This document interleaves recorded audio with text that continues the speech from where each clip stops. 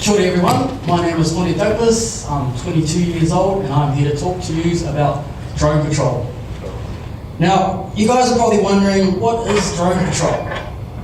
Drone patrol is making jobs that were once dangerous, safe, jobs that were once hard, easy, and jobs that were once expensive, affordable. Now, ensuring the constant flow of electricity in this country is vital. Would you agree? Aye. We cannot maintain this current lifestyle without the flow of electricity. So how is this maintained? Well, power companies get helicopters to fly these lines. The helicopters will hover 20 meters above the line or power pole, and another man in the chopper will take photos of these lines to inspect for faults. Now, this poses a huge health and safety risk. And not only the health and safety risk, it is very expensive, very expensive. Drones are about to change that. Drones are changing that. Drones can hover 2 meters above the power line, finding faults that the helicopter just cannot find.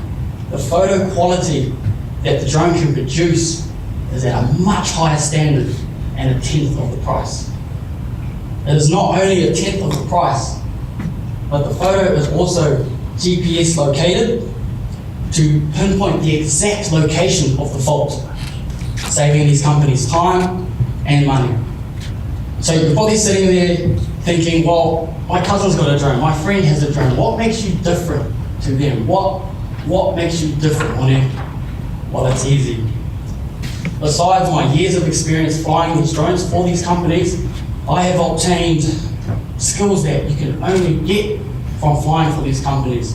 Not to mention the health and safety pre-qualified assurances that come with it. That is not my point of difference. My point of difference is that before I was flying drones, I was a vegetation contractor for the local councils, cutting down trees, spraying weeds, you name it, I did it. I was the man on the ground. So I feel like I have a unique set of skills that I can and have applied to this job. For example, while I was flying these lines for these companies, inspecting insulators for faults like this one above me, which is a burn on an insulator, I noticed that they had another problem. They had a lot of vegetation, a lot of trees underneath their power lines that I saw they weren't dealing to. And I could only pick this up because of my prior work. I could identify pest plants. So I approached these companies or this company, and I asked them, how are they assessing this vegetation? How are they dealing to these trees underneath these lines that can and will pose a threat to the line? I want to know how they were doing it. They were walking the lines. If they weren't walking it, they were flying a helicopter. Then flying the helicopter, spending tens and thousands on doing it. So I came up with a system that lets me inspect the line and inspect the vegetation at the same time. Also using GPS to locate its exact location. Now, this has a lot of benefits for the company. It is not only saving them time and money, but the exact location means that their boys can load it to the GPS and walk straight to the tree and deal to it without the fault occurring.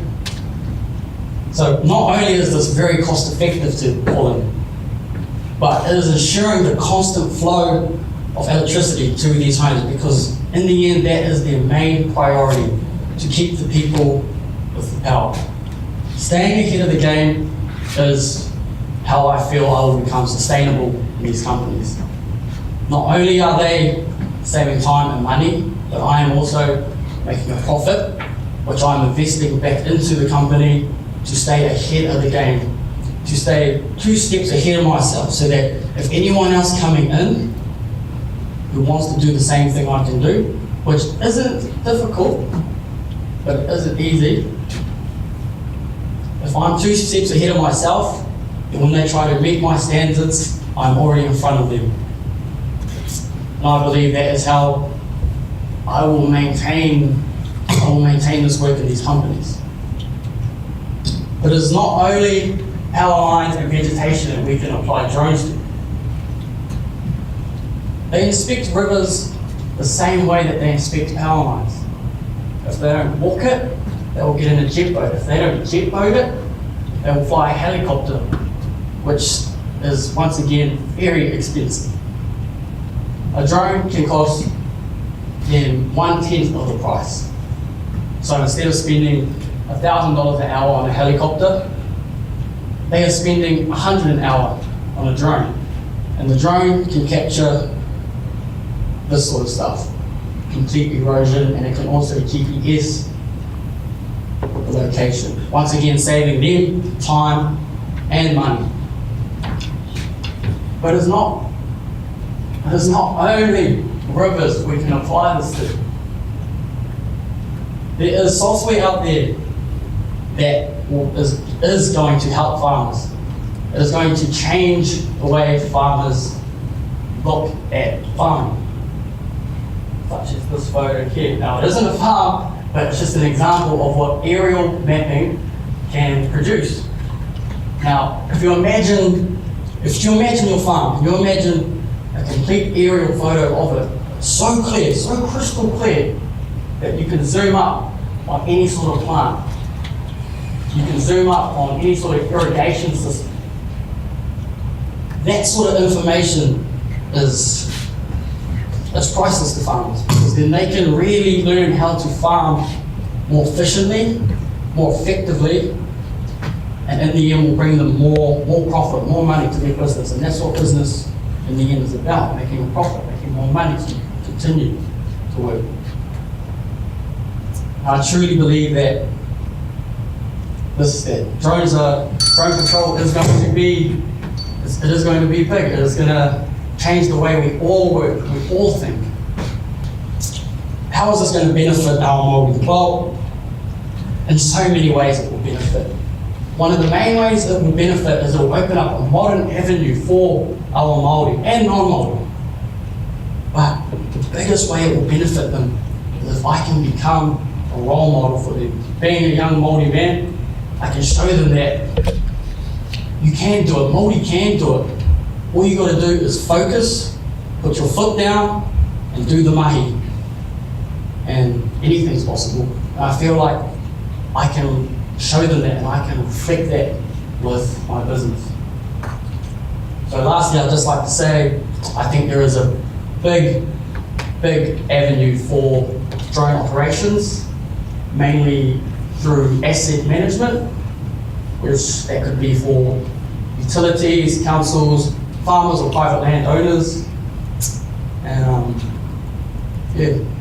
drone control, making jobs safer and more affordable. Jordan. Love your idea, and I think it's really clear the areas of impact that it can make and how it can keep growing in terms of focus. One part that I'd like to dig in a little bit more is on the execution side and understanding this where you're at the moment. Like, is it a business that's already underway? Is it, if so, who are you working with and how far are you? So, on that journey, whereabouts are you today? Is it just the idea, or are you already doing it? So, I've actually been doing this for, that photo was taken about 2 years ago. I've actually been inspecting their lines Horizon Energy in Whakatane. I've actually been inspecting their lines for them, looking for faults, mainly on insulators and cross arms. And I've been doing that for a while now, and I've actually, my name kind of got around its local councils, because Whakatane is quite a small area, so yeah, once I was doing the power lines, the name spread to the councils, and then they just asked me where else I could sort of help them, and they gave me their problems, and I kind of came up with the solutions, and went out and tried it, and it worked, and I've sort of been doing it ever since and making a living from it. So. Do you just have a team? No, it's just. Do you plan on changing that? Yes. We plan on How will going you do global. that? Really, just always, I feel like if you just always upgrade and keep up with technology, and always invest into your business and give the clients what they want and really help them solve their problems they have. That will mean a very sustainable business, which means that profit will keep coming, which means I can keep investing, which means I can keep expanding the business, finding more work, researching, finding more people, employing people, and so forth. I totally agree. Team the pricing colors, totally get it. In terms of the team itself, at the moment, it's just you as a one-man band going around service models, or this consultation piece that you add value to, as well as the service. I think probably more just get on the millions point of there's thousands of kilometres of lines, there's thousands of kilometres of rivers, and at the moment it's you literally single-handedly going around doing it. Where's the growth strategy of specifically building the team out to be able to go bigger with it? It's going to stop. The council was saying, here's a $2,000 DGI fan for $1,000 course for all of their existing staff to go and sort of do it. Like, just getting, because obviously you can't be thousands of kilometres at the same time. Yes, totally agree. So, Yeah.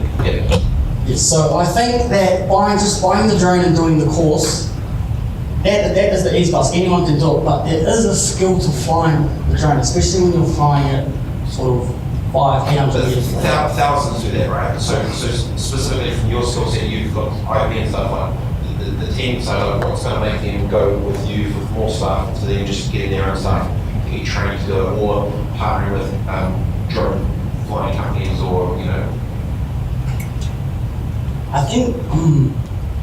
I think the big thing would just be just my experience through working with them and always giving them the work that they want and always improving my work, because I'll always be improving more I go on. I won't always just be doing the same thing the same way. I'll always be upgrading technology. So once I upgrade technology, then I'll be able to give them things that they mightn't already have.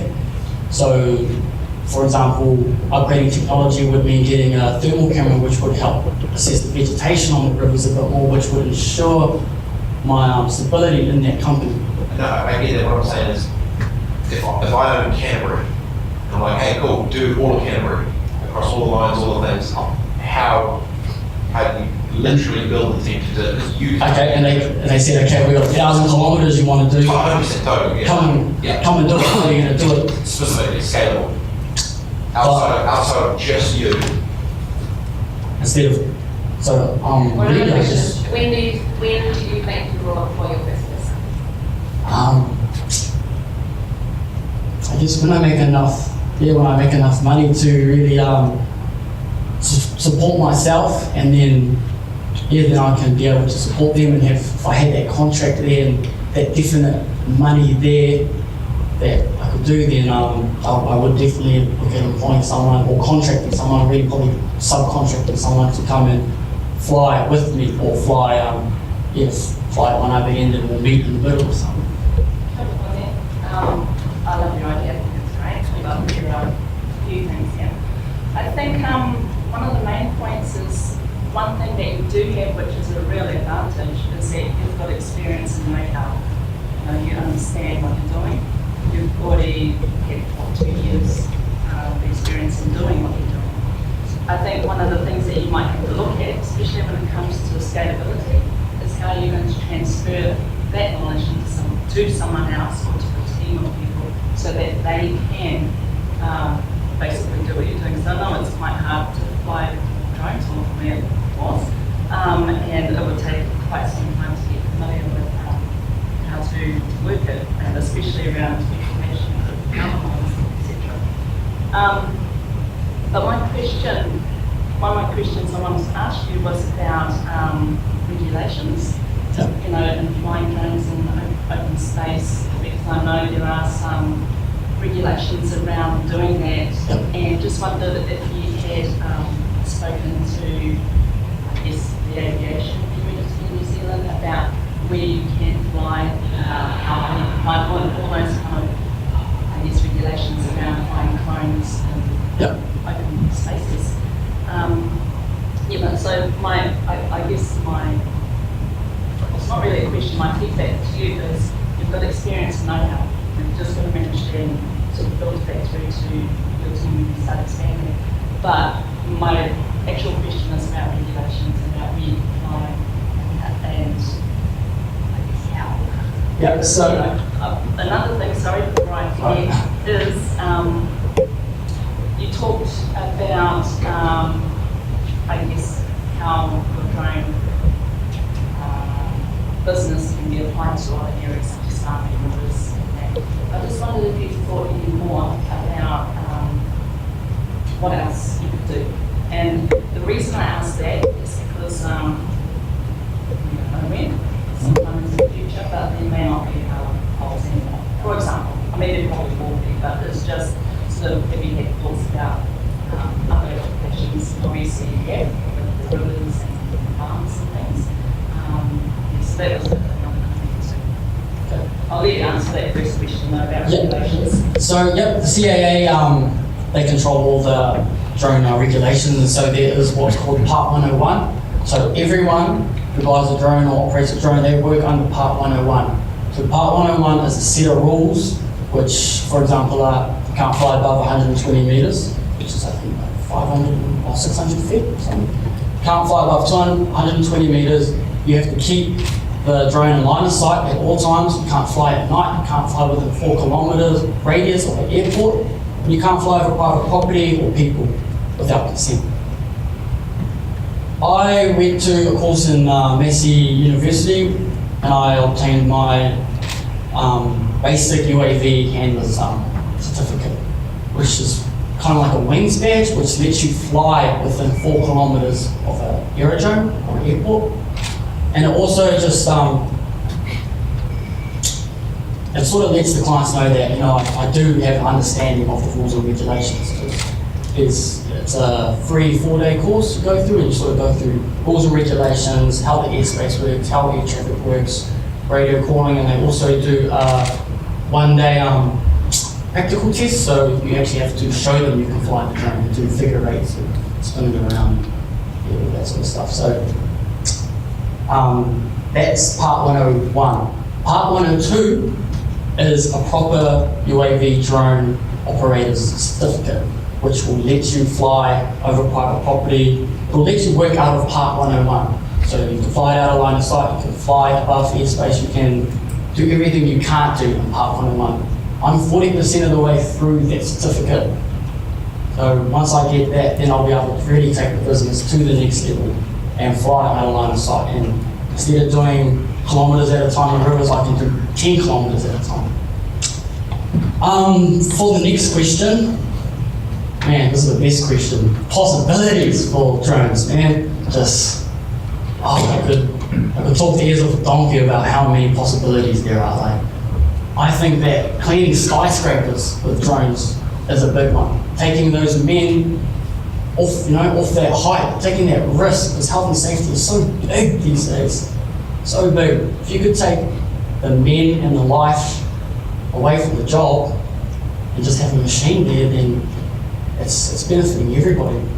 And that's definitely going to be coming in. And then there's real estate, there's search and rescue, using it for roofing, taking bird's eye views of roofs and just so roofers can actually get good understanding of what's on the roof, instead of walking around on it, instead of climbing up it, they can fly the drone, take a photo, and that's it. They can do their work from there, they can measure from it. The possibilities are endless, I believe. I love your idea too and what you're doing, and it blows me away that for 2 years you've already had these clients and you've been able to do it. So congratulations well on that. That's set to go to business now. So you're working for One Lines company? Yes, just Horizon Networks and So what is it? There's about 12, 13 or so lines companies, and there's Transcanal, which got the big lines right up in the middle of the country. So I'm wondering, I just want to know, there's lots of drone people out there doing drone stuff, but I like the way you've picked up on this particular issue. It saves cost, it's safer, and you can also overlay that vegetation view, and that's just something you've commented onto because it's your background. So there's a huge leap forward in terms of the idea of getting it into, bringing it into a sustainable business model. How much do you know about, how much can you package up around this, the technology and the tools you're using and market that, sell that as a product? Because there's a whole bunch of more line companies that are all a big cost for them. Yeah. These guys are all squeezed for margin, but got to save money, and I wonder how much you only have little packages up now when you've done it, and when you've taken that product and that offering to other lights companies. No, I haven't at this stage. That is really what I want to learn more about. See, that's my weak point, is the marketing side of it. So, how long have you got to go to get through the last 60% of your 102? How long have I got to go? Just a few forms that I need help on doing. And, Months, weeks? 2 weeks. Right. 2 weeks and I'll be there. I need to do it. Done, right? Yeah, I need to do it. Yeah. So now we're packaging up your skills, your the regulation stuff you're covering off, your tools, technologies. Next question I wanted to ask is the data that you're pulling off the drone, where is that going to? Because you're going to get more and more data, but at the moment, where is it going to? So I pull it straight off the memory stick, put it on my computer, do what I do to it, and then just memory stick and give it to them. And they load it onto their system and their software. And okay, so is there a chance for you to think about what that system and software might look like, so you can bundle that up as a package, so you're now going to the lights company, so you don't need to worry about this, I'm going to completely take this problem off your hands and I'm going to deliver to you with full package. that would be amazing if I could do that. It's definitely something I'm going to think about. I'm just thinking about playing it forward, because you've got a really cool idea. You've also got something that will get, like all of us are competing every day for space in this market. Drones is going to be, it's growing exponentially, as you know. But one of those things are going to help protect and define what you're really, really good at. You've shown us what that is. So how do you build on that? Right? So I think you're right, the marketing thing is going to be key. But then what's the technology platform you need to wrap into this alongside your qualifications and stuff? That when you walk into a lines company, there is no one else who can do what you're doing. There will be, it won't be long, because lots of people are doing what I'm saying. How's one you going to rank this up really quickly? Because you got something right now, but you're not going to think to yourself in 3 or 5 years' time.